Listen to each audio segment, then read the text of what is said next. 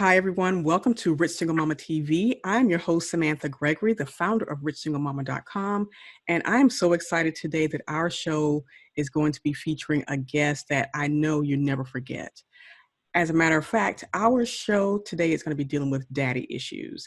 And our guest is therapist Natalie Alexander. Welcome, Natalie. Thank you so much for being with us today.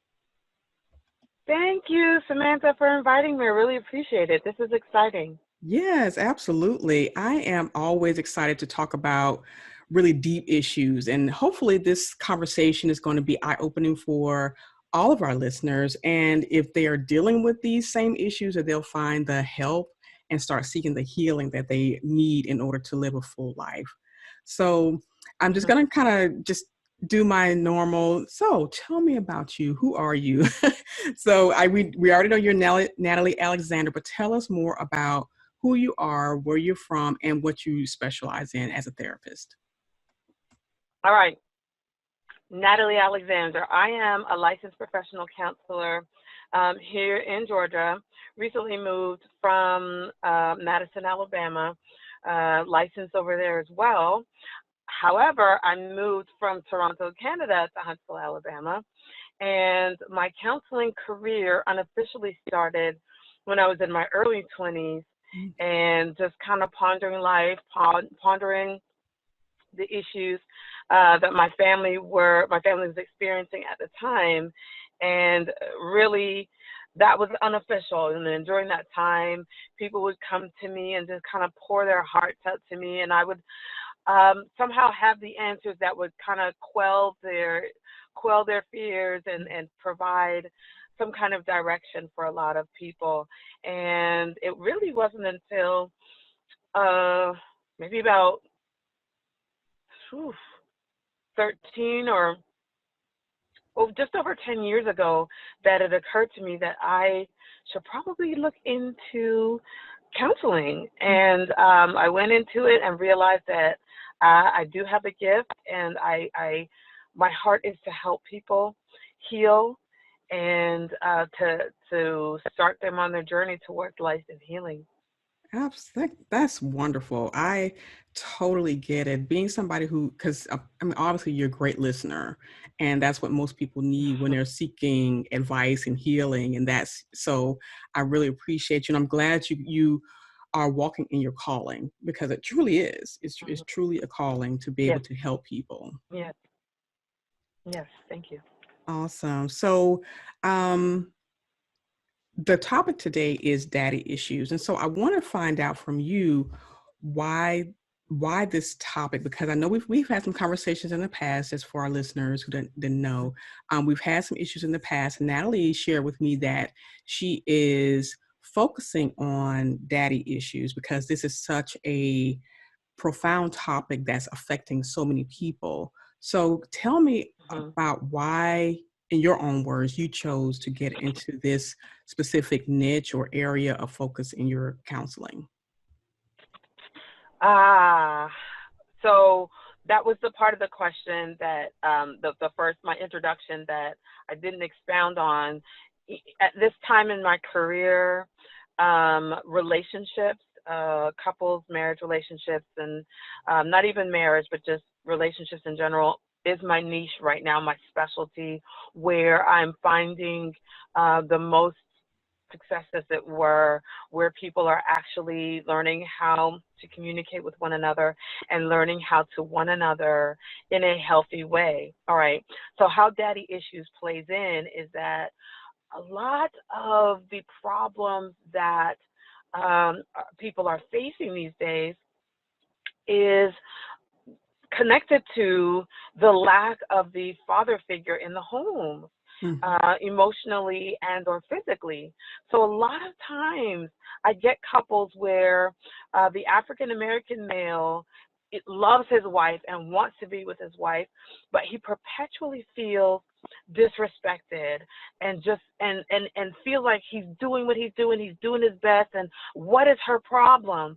And inevitably we get back to, tell me about your father, or where was your father? And then either he will try to be defensive and wall up with us, myself and his wife, or he'll allow himself to be a little bit more transparent and share with us that his father was not there and his mother raised him and did her best, and therein we can get some understanding and insight on his perspective and why he often feels disrespected, or why he feels like his wife can never be satisfied, or things of that nature. But the thing is, Samantha, this daddy issue thing, this daddy wound thing is so deep. I came across some individuals whose, fathers were not present, and it contributed to this need for comfort, this need, this drive for acceptance or validation, which, if they are not aware to look for it in their marriage relationship, they'll go outside of the marriage relationship and try to find it somewhere else, which is infidelity, Mm-hmm. cheating, that kind of thing. And it causes a much larger problem. It's so deep and vast and complex, this daddy issue.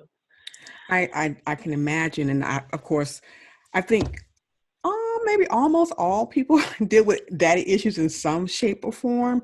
But can you tell me Mhm. what are some of the, or for lack of a better word, symptoms that show up in a relationship, or even with someone who's trying to just go through life? But I think most of the times it shows up in relationships. So what are some of the symptoms that they may not be aware of, but it's almost like presenting itself in a relationship? From a woman's perspective, um, she finds herself overwhelmed. She finds herself feeling like she has to do everything all the time. She feels like life has to be a certain way. Um, and just often feeling lonely, often feeling insecure about her beauty and about her self-worth, Mm, and seeks to find self-worth in relationships that she would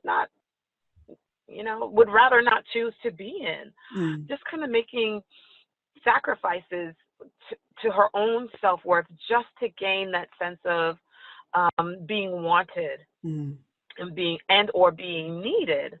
Because what's common is, we are socialized to take care of other people. We're socialized to be nurtured. And so the other thing is, we may find a man who, on the other side of the coin, has mommy issues.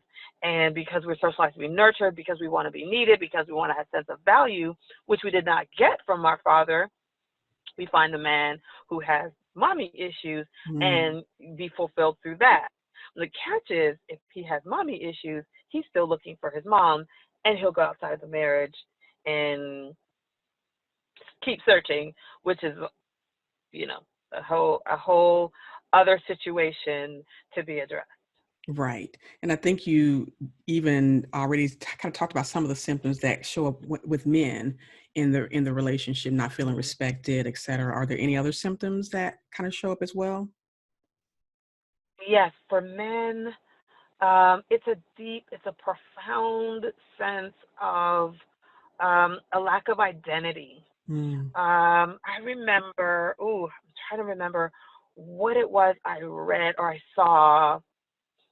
It was a Red Table Talk with the gentleman, the comedian from In Living Color, and I mm, wish I could.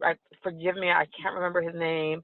I want to say Davidson is his last name, and he talked about growing up, having been adopted by a white family, mm, and his mother, adoptive mother, moved him to a predominantly black area so that he can connect to his black community. mhm, And he said he was walking down the street, and somebody was trying to pick on him, somebody was trying to bully him, and this big black man came out the house and said, "Leave him alone," and stuck up for him. And he said it was that day that he was comfortable in his skin. mm, And I liken that experience to when another man validates another man or a boy, therein he feels comfortable in his skin. He can now stand in his maleness and in his manhood and do what needs to be done in life. But if a boy or an adolescent does not get that validation, he is lost Mm. and he is winging it in relationships and in life. Now, there are things that in North America men are socialized to do. What is that? Work, Yep. have sex, Hmm. make children, and that's about it. They're not socialized to communicate verbally. Yep. They are allowed to control with their anger. They are not allowed to cry. In certain communities, they are also socialized to be academic, intellectually inclined, pragmatic. In other communities, we've got, in church, religious communities, they are allowed to be religious. However, and therein they find their sense of value and worth in the other males in that particular community. So one more thing that I've observed with men as it pertains to daddy issues, we have communities that are growing, gangs that are growing in the Georgia area, as I understand it. They grow because if the father, is not in the house, our young boys are finding men in the street, Hmm. and where these boys get a chance to prove themselves. They prove their manhood. They prove their strengths by any means necessary to get the validation from the old G. And I Yeah. said it, and look, I Yep. articulated it. It's not old G, it's old OG. OD, right? Uh-huh. Yes. Um, but by any means, right? By any means necessary, they will take bullet wounds to go to jail, Mhm. so that when they're in prison, they get the validation that they crave from other men for doing this kind of thing, because the father has not been in the home. Mm. Wow, that is so deep. And I was just, even as you were talking, I was thinking about the whole word validation, and how without that validation, you have no kind of identity, you're lost. And then going back, thinking about how there are certain cultures that have rites of passage that help their Hmm. the adolescents become men or move into manhood. And Can you kind of talk about that, and how just that juxtaposition of cultures that do have these rites of passages versus those that don't, and just the difference in it? there is a book by the name of Fire in the Belly. Mm. And once again, my memory fails me. I don't remember the name of the author, but if you're able to just look for the book Fire in the Belly, it's written by a man for men. And this rites of passage, and he talks in detail about it. I'm just going to touch on it. This rites of passage that happens in certain cultures is where, at a certain age, the boy is taken from his mother Hmm. by his father out into the wilderness to become a man, as it were. Manhood, masculinity is conferred on him, Hmm. and he comes back, this boy, to his mother, um, a man, having done whatever the ceremony entails, if it's circumcision, or if it's Hmm. walking on hot coals, or killing uh, an animal, or something of that nature. He comes back. But the process that I want you to um, what I want to focus on, is that he is taken from his mother Hmm. by his father, away from his mother, and Hmm. after a time brought back. Hmm. So check this out. Because there is no man in the house, this young boy has to stay with his mother all of the time, because she's the parent. She Hmm. has to take care, she has to work jobs. So she ends up being the person holding him accountable and trying to make him a man and trying to make him responsible, which is confusing and stressful for our boys, Hmm. because developmentally speaking, what I've learned is that from adolescence up to young adulthood, boys need their fathers. They don't Hmm. need their mothers, nor do they want their mothers. Okay, and during this time frame, moms feel like we have to start yelling, or we have to start cussing, or we have to just get really aggressive, which imagine how stressful that is for this poor Mm-hmm. young boy who had learned his mother to be nurturing and playful and fun all up until that time. And so now she's fussing at me, she's cussing me, and I don't want to hear it. And now Mm-hmm. I am, now I, as a boy, I'm mad and I'm getting aggressive, but I don't know what to do with this because this lady's acting like she doesn't like me, and right now I don't like her. So where I'm Mm-hmm. going to go? To the street where somebody likes me, or to Mm-hmm. school, or to the wrong crowd where people like me and are going to accept me for where they are, for who I am, as opposed to a father staying in the home and being in the home where mom can say, huh, honey, take this here, your boy child, and he's not listening to me, where he can learn, son, this is not how you treat your mother. And this is also can be a rites of passage in North America, in our Mm-hmm. culture, where dad could say, son, let me pull you away out of this room, out of your mother's reach, and we can talk now. I need to tell you that you don't disrespect your mother. This is my wife or my girlfriend, Mm-hmm. and this is not how you speak to the woman that I love. And this is not how you speak to the woman that you love, the woman you love, even if she's asking you to do something you don't want to do, and A, B, C, D, and so on and so forth. He is taught and mentored on how to interact with a woman. Unfortunately, the reality is, they are taught, like I said before, sex, make babies. And sex has become a vehicle through which our men express their emotions Right. rather than verbalizing their anger or being productive with it, in several instances, Mm-hmm. not across the board, obviously, because we have angry football players who take it out on the field, and we have angry musicians who take it to the to the drum kit or whatever. But rather than doing that, I've interacted with males who've told me that when they are angry, they find a girl, they Mm. find a woman or a female, and they smash, for lack Yeah. of a better word. But and that's how they get it off. That's how they release. Mm-hmm. Pornography is another symptom or outcome of a lack of a father. Why? Because this relationship between mother and son sometimes becomes so enmeshed Mm. and confusing that they have this pent up resentment or negative emotion. They don't know what to do with it.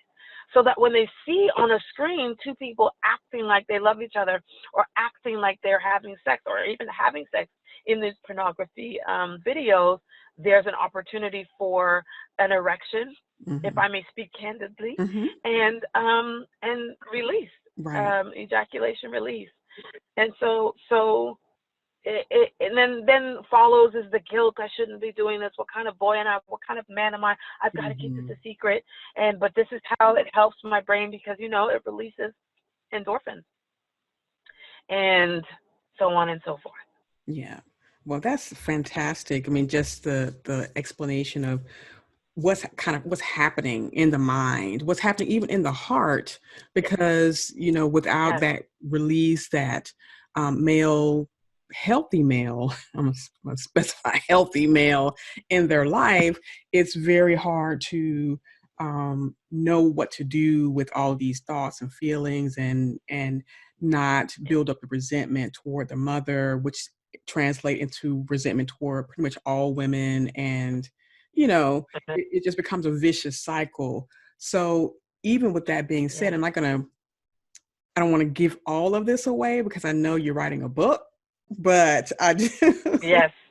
I do want to kind of touch on what happens, or how can, I have two questions. How can a single mother, such as myself, who Hmm. has a son, Yes. help there's children deal with absent father and move into a space of just good mental health despite the absence of father, so they don't have the daddy issues that leads to more pervasive problems.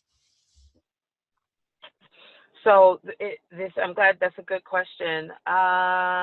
You want to provide first of all, your son with a male mentor, and Mhm. show him and teach him that that there is somebody who can reflect his masculinity. who can reflect his maleness, Mm-hmm. um, and in a relational way. Oftentimes, we like to encourage, coach, football coach, basketball coach, which is good to a certain degree, but we want to find somebody that is relational, that Mm-hmm. will actually serve as a mentor, a life mentor. But here's the other part of it. As single moms, we have to deal with our own resentment towards the father of our children. Mm-hmm. We have to be able to take a deep breath, do our own work, and accept the fact that this relationship with our child's father did not work for whatever reason, and make peace with that.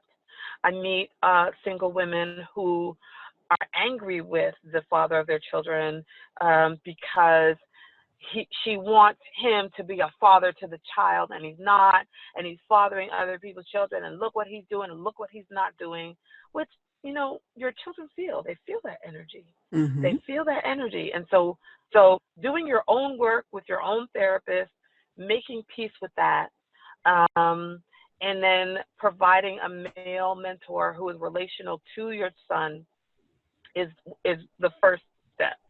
If your son's father is living and close by and emotionally capable of such interactions, make contact with the father and ask. I'd like for you to still have some kind of contact. If the father's not willing, then the father's not willing. Mm-hmm. That's another point of acceptance. And then kind of processing that with your son. And that would definitely be a loss that your son would naturally Mm-hmm. grieve, and allowing your son the space to grieve it, to go through the stages of grief, and make meaning out of his daddy daddy absence, Mm-hmm. and heal from that absence, and make meaning from his own life as connected to the male mentors that you've connected him with. Great advice. I love that. And I've tried to do a lot of that. And it's also, even another point of that is having a really good support system in your extended family, with people who are, again, Mm, emotionally capable, because I think that's a key word. yes, And then being able to yes. them being willing to actually be a mentor as well. I mean, whether they're an uncle or whether they're a grandfather or whether they're a cousin that's older or what have you. I think that those may be some options, but Mhm. again, keyword, emotionally capable. Right. And thank you for emphasizing that, because what comes to mind when I talk about emotionally capable, I'm talking about a man that's able to be angry and show what it looks like in a healthy way. Mhm. And a man that is able to see the tears of a woman and not panic and freeze or harden up, but cry with her or move into her space and offer comfort for her. A man that's able to say, to be okay if a woman says, no, I don't need your help, I can do this by myself, and not feel crushed or rejected because she has refused his help. That kind of wholeness is important, that will help contribute to a healthy boy, a healthy adolescent, and a healthy man. Awesome. So when, let's say, a man or even a woman reaches a crisis point, and because a lot of times people aren't aware that all of the chaos in their life and the things that are happening in their life stems from daddy issues. So when they finally Mm-hmm. get to that place of, okay, maybe there's some issues, they finally seek counseling, and the counselor, like you, therapist, says, you might need to process some daddy issues you might be having. How Yeah.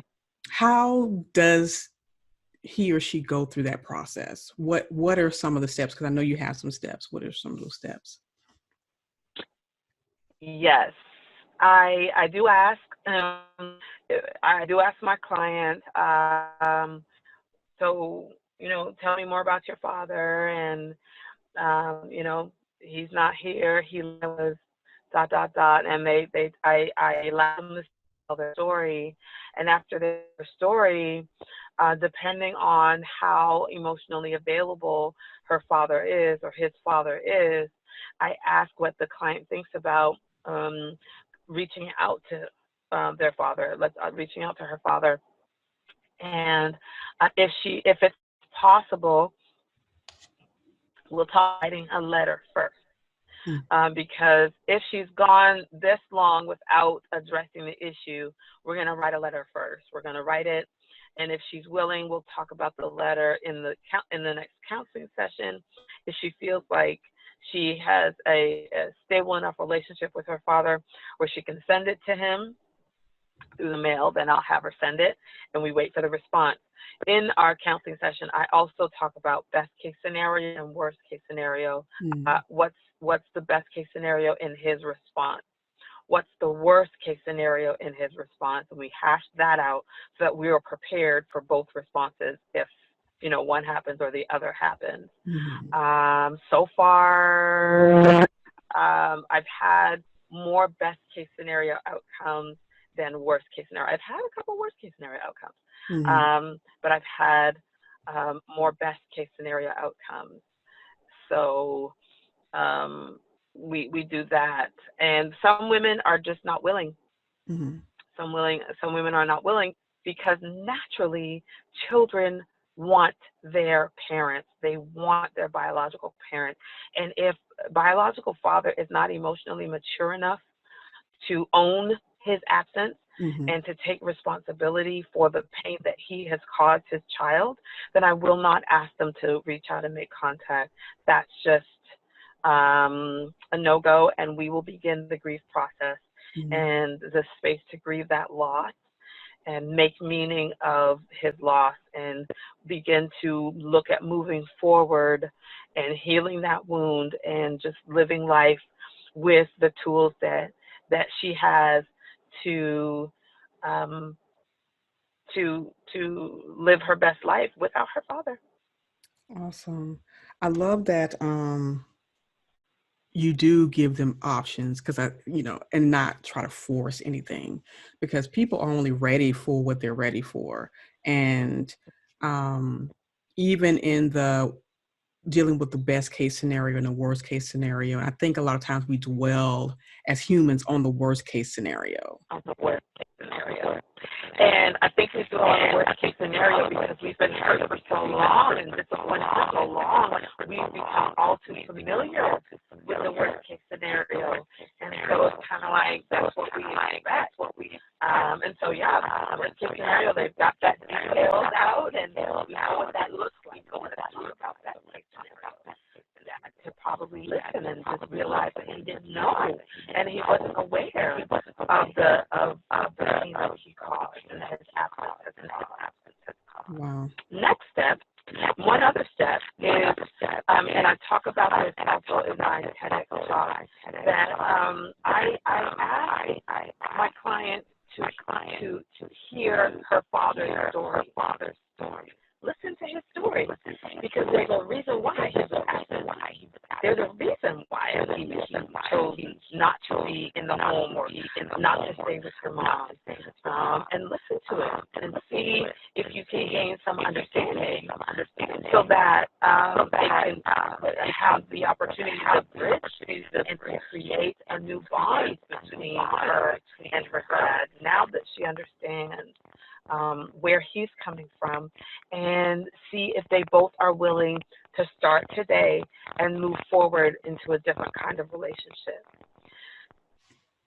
I tell you, though, that sometimes the hurt is so deep, and sometimes the hurt is so deep because mom has been toxic, and mom has fueled a lot of negativity into the child and has created a space where dad can do no right. And we have to discuss that at times.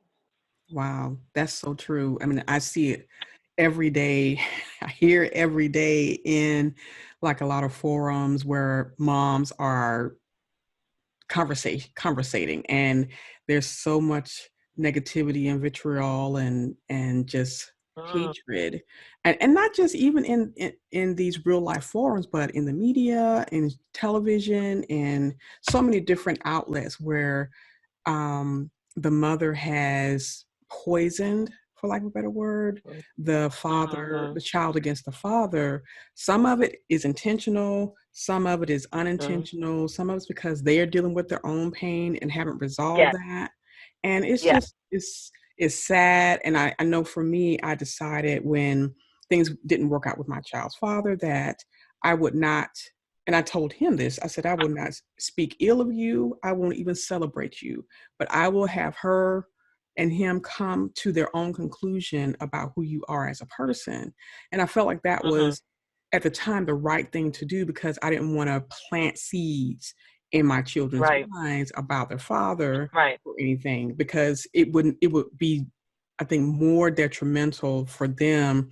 Because let's say he turns out not to be that, what I said, right, that would, right, that right, would backfire on me, but also just right. destroy any chance of a relationship.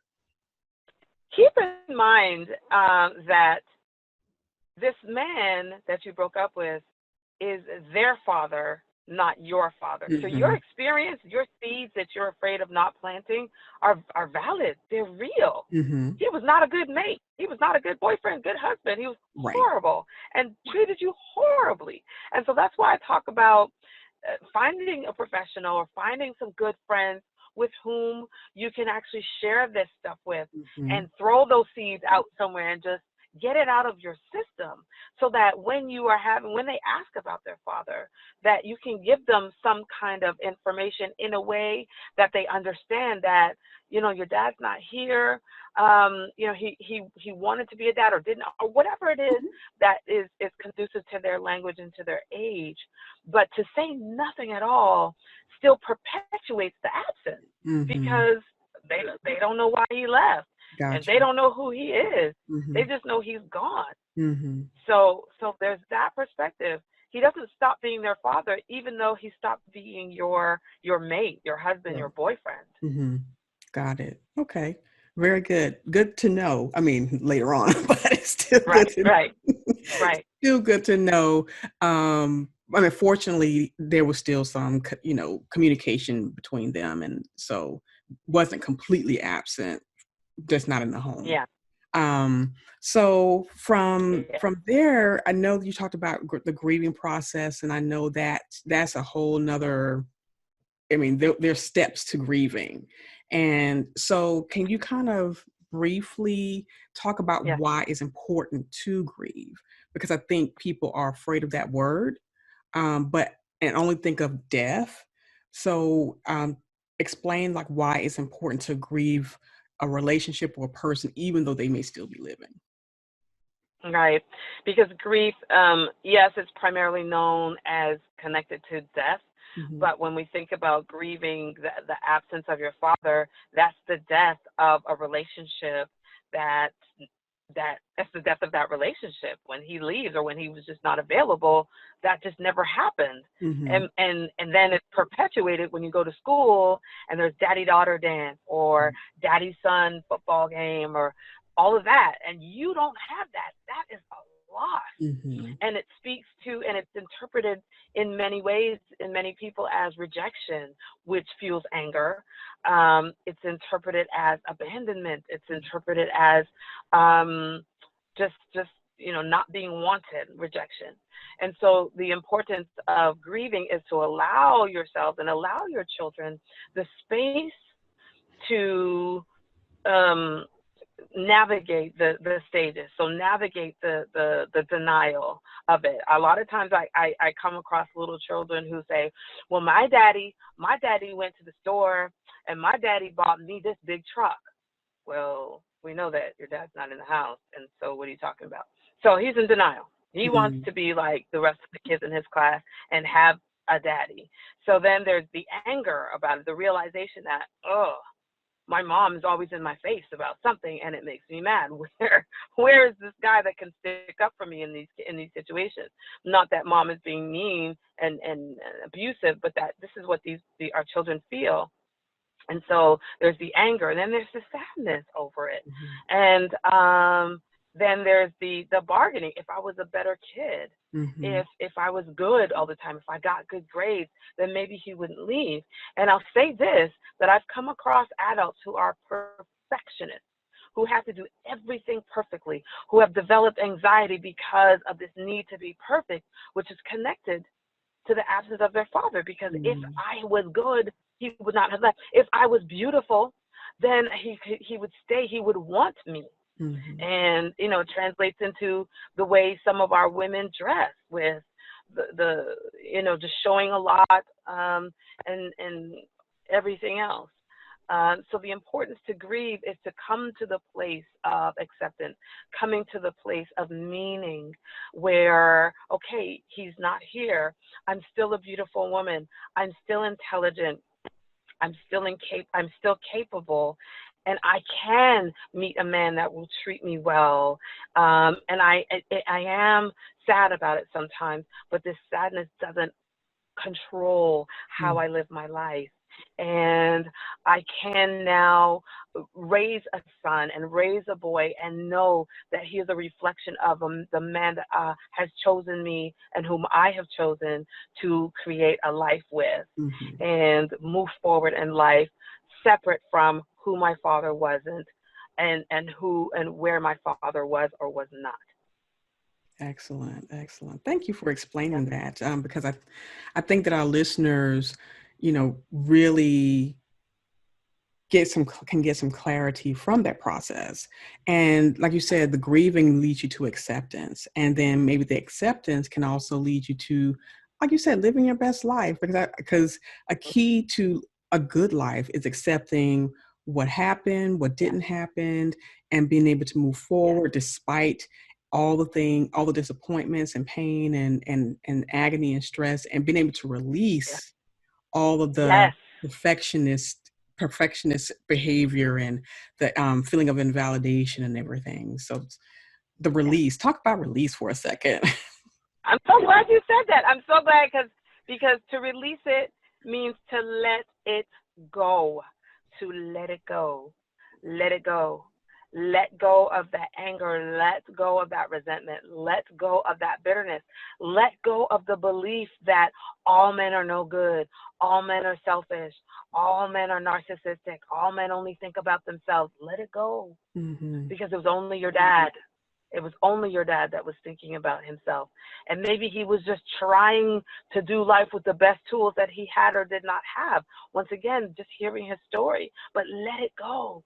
But let it go also means, like the word we used just now, releasing it. Mm-hmm. Releasing it in a way that is um, therapeutic for you. If it's a hard cry, like that snotty, ugly cry, Mm-hmm. in a safe place, right? Because here's the other thing about the daddy absence. We have learned as women that we have to be strong. Mm-hmm. Because if I'm a mom whose father was not available, let me back up a little bit. Little girls, well, we all cry, right? Mm-hmm. But little girls have been socialized to be allowed to cry. And so when we cry, we need comfort. And if I'm a mom who did not have a father to comfort me, and I have a daughter, well, I'm not going to offer any comfort to her. I'm going to say, it's all right. Hush your mouth. What you crying for? You strong. You got this. Get back out there. Mm-hmm. So she's going to learn, because mom didn't cry and nobody was ever around to comfort me or mom. Well, she's going to learn that I have to be strong and I have to take care of everything and not myself, because nobody took care of me. So then we get to a point of mental illness, depressed, right? Depression, or the what ifs, like what ifs. Okay, so what if this happens? What if that happens? What if we get robbed? What if, or what if we don't have enough food? And all of that. So then it morphs into anxiety and several other illnesses that are connected to this kind of mentality. So to release it and to cry and to scream and to vent, is to just allow yourself to make it through those emotions and onto the other side, where some clarity will come about your life and who you are and what you mean to yourself and what you mean to the people that love you. In which case, yes, there is sunshine, there is rainbow on the other side of all of that. Yeah. I think that takes an extraordinary amount of courage to get to that place where you're Yeah. willing to look at the daddy issues, you're willing to look at how it impacted your life, you're willing to look to open up all of those wounds, take off all those dirty bandages and stuff and just Uh, really just, I mean, that's like the scariest thing for a lot of people. I know for me it was. And it it just it makes you so vulnerable where, like you just yeah, mentioned, you're taught as a woman or a little girl at some point when the daddy's not there, you have no one to comfort you, then you either learn on your own or your mother tells you to be strong. And so you put this shell over you. And so you never really get to that place of vulnerability and being able to mm-mm. look at the issue. But and then some people get so used to this state of being, it's even harder to, even though life is just completely chaotic, I can't, nothing is happening for you, you just like in this total space of nothing ever goes right for me. But when you're Right. willing to get to that other side of, I need to find out why, and daddy Mm-hmm. issues play a huge role, and I'm willing to look at this and really examine this, Right. and Right. ignore the people say just get over it. You got to, like you said, get through it, because, and that is this examination process, this grieving all those things. It's just like, oh my God, Yeah. how am I going to get through this? But you do. And like you said, when you get to the other side of that, it's just like my whole life opens up for me. And there is Right. the opportunity for so much love and so much joy and so much connectedness with healthy people. Yes, yes, yes, yes. And what I want to emphasize here with that is that you don't have you don't have to grieve by yourself, and you don't Mhm. have to do life by yourself. Matter of fact, we were not meant to grieve alone. We were not meant to do life alone. Mhm. A lot of us do life alone, or we've learned that this is how to do life because the people that were charged with teaching us how to do life just didn't have the tools, Mhm. did not have the wherewithal. Um, and I've seen, mothers who don't have it and often get irritated and frustrated with their children who need them to Mhm. just be present, to be emotionally present, and they just don't have it. I'm reading a book called um, Making Meaning, and it's The Sixth Stage of Grief Mhm. by David Kessler, Mhm. and he talks about his own experience of the death of his mother, and how his father he tried to grieve in the presence of his father. He asked his father a question, and his father was like, "Go to bed, like Mhm. leave me alone, and just shut it down." And that's a great example of the absence of his father, the emotional absence of his father. And of course, that generation, we're talking in the 70s, I want to say 70s, 80s, early Mhm. 80s. In that generation, nobody was emotionally available. Well, not nobody, but Right. um, that that that was just not a thing that was encouraged Mhm. or known. So the point that I'm making is, we want to be good parents. We want to teach our children to work hard, do good in school, treat everybody with love and kindness, but we don't have the tools to teach them to be present, Mhm. or to experience our negative emotions without judging ourselves as being bad people for being angry, or in some religious communities being sinful because we're Mhm. angry. Mhm. Uh, Note, it is not sinful to experience anger Right. at a situation or at an individual, be it your father or not. It's totally makes sense. Mhm. I had a conversation. This reminds me of a conversation that I had with a church member several years ago, where he was an older gentleman, and James Bowman, as a matter of fact, he sat down. He said, "Natalie, oh my goodness, the devil he was trying to get to me today." I said, "Why? Tell me about it." "I was pissed. I was so angry." "Why were you angry?" "Well, because I was at my mom's house, and my dad wasn't there." And I was like, "Wait a minute, you're the devil. was nowhere near that situation. You should be angry. You should be angry that your father was not there because your father wasn't there. Right. And so, you know, that to say that I want to be careful that we don't spiritualize our negative emotions as it pertains to the absence of our fathers. We should be upset. It is very upsetting. It's distressing. And so to encourage you to feel it, but don't feel it by yourself. There is somebody out there that you can trust to express that and share that with, that will hear you and that will empathize with you and walk that road with you. Be it me, therapist, or another therapist, or a grandma, or somebody in your world that can come alongside of you. It's very, very important in the healing process. Absolutely.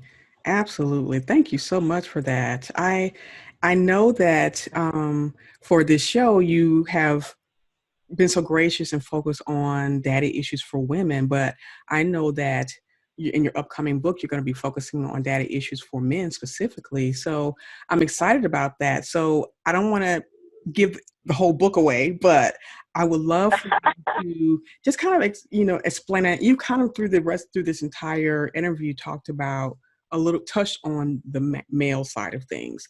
But in your book, who is it specifically for? Even though I know it's written for men, but who is it specifically for? And can single moms glean some wisdom from this book when it comes out? Absolutely. Single moms can glean. It's for everybody. It's for everybody. It's for the people who recognize the daddy wound and that there is something missing. It's for people who find themselves at a wall in their relationships and just can't understand why they're not able to interact with their loved one in a way that is nurturing and loving. And if they're willing to heal and to walk the journey, then my book would be a wonderful resource for that. So definitely for women, definitely for men.